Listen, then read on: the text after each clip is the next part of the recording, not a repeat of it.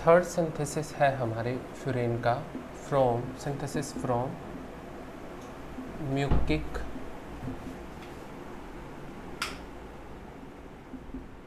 Acid. Synthesis from mucic acid. अब इसमें ये म्यूकिक एसिड होता क्या है आपको पता होना चाहिए। म्यूकिक एसिड एक पॉलीहाइड्रोक्सी ग्रुप कंटेनिंग कंपाउंड है जिसके अंदर 2 तो हमारे कार्बोनिल ग्रुप होते हैं और करीबन 4 हमारे इसके ऊपर क्या होते हैं, हाइड्रोक्सी ग्रुप होते हैं। जैसे ये OH, H, COO, H, OH, H, COO, H, OH, H, OH, H। ये क्या है, हमारा म्यूकिक एसिड है। पॉलीहाइड्रोक्सी 1, 2, 3 और एक 4 हाइड्रोक्सी ग्रुप हैं। 2 मैंने इसमें बताए थे क्या हमारे कार्बोनिल ग्रुप होते हैं। तो म्यूकिक एसिड एक polyhydroxy group containing compound that also contain 2 carboxylic groups. इसमें क्या होता है, इंट्रामोलिकुलर साइक्लाइजेशन होती है। बाहर से हमें किसी कंपोनेंट्स की ज़रूरत नहीं होती, जस्ट हमें हीट प्रोवाइड करनी होगी।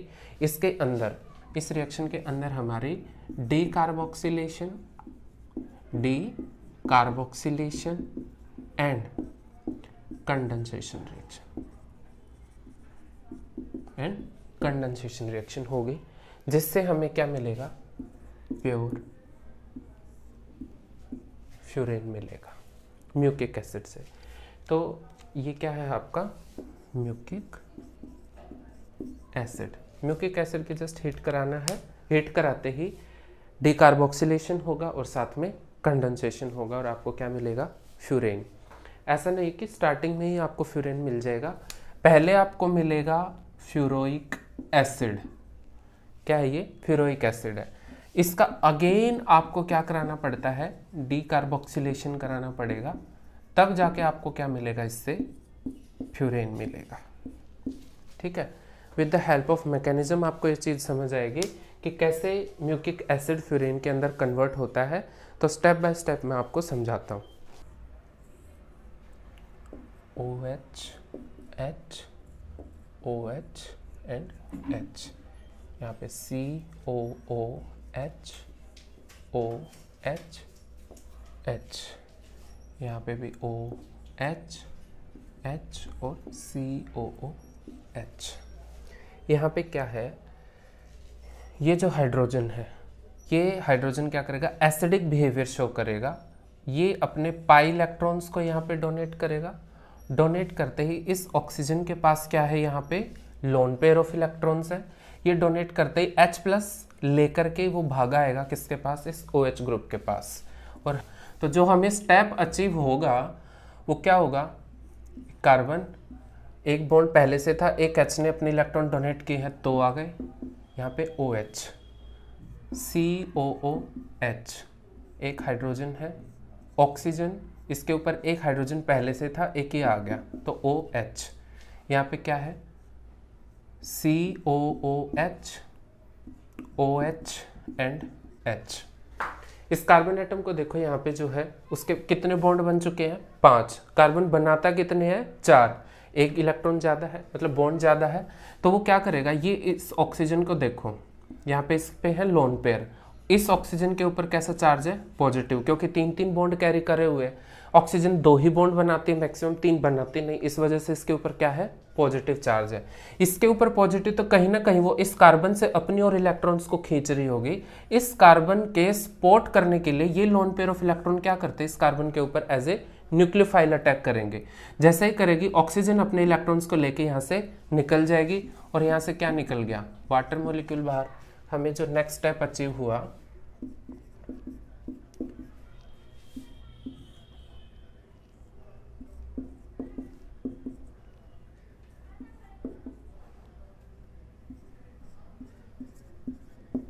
वो है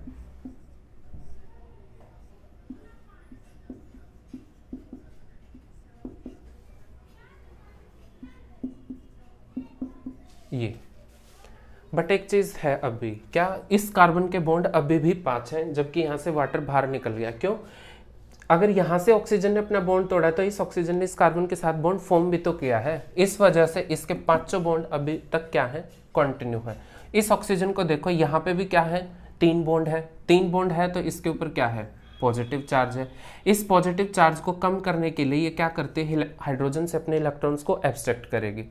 जैसे ही एब्स्ट्रैक्ट किए ये H+ आयन लेकर के कहाँ गया, इस ऑक्सीजन एटम के पास, क्योंकि यहाँ पे क्या है, लोन पेयर ऑफ इलेक्ट्रॉन्स है। और क्या होता है, कार्बन के यहाँ पे 5 बॉन्ड हैं, तो क्या होगा, ये हाइड्रोजन यहाँ से निकलेगा क्या, अपने इलेक्ट्रॉन्स को ले करके।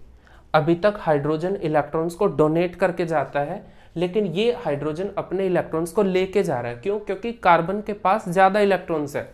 इस वजह से ये H इसके ऊपर कैसा चार्ज आ गया, लेके जा रहा है तो नेगेटिव। ये इस कार्बन के ऊपर एज ए न्यूक्लियोफाइल अटैक करेगा।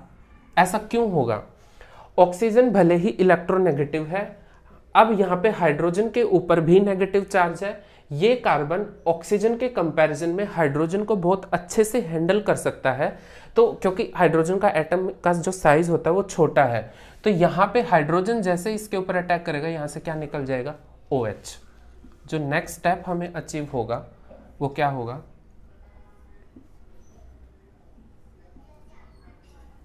ये COOH, यहाँ पे भी COOH, एक हाइड्रोजन, ऑक्सीजन, एक H पहले से था, एक और आ गया।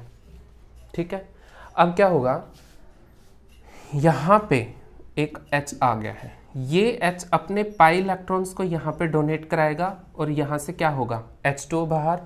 ये H2O बाहर हुआ और यहाँ से क्योंकि हाइड्रोजन ने अपने इलेक्ट्रॉन्स डोनेट किए हैं तो इसके ऊपर कैसा चार्ज है, प्लस।